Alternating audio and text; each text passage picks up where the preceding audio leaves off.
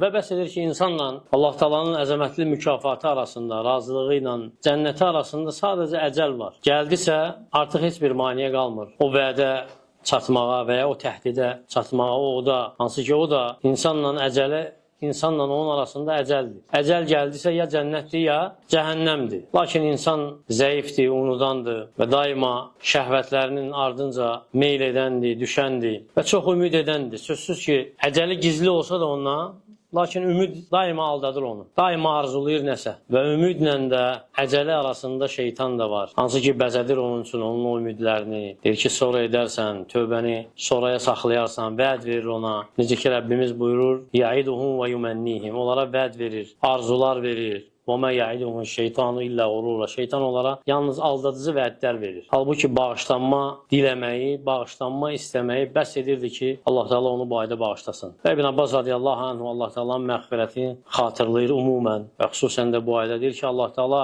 çağırıb məğfirətinə insanları, çağırıb Üzeyr Allahın oğludur deyənləri, çağırıb Allah Teala kasıbdır iddia edənləri, çağırıb Allah Teala'nın əli aşağıdır deyənləri, çağırıb Allah Teala üçdür deyənləri, onların hamısını bağışlanmağa deyib ki, əfələ yətubunə ilallahi və yəstəxfirun. O, məgər onlar Allaha tövbə edib Allah Teala'dan bağışlanma diləməzlərmi? Vallahu ğafurun rəhim. Allah Teala bağışlayandır, rəhimlidir. Lakin istifadə eləməli,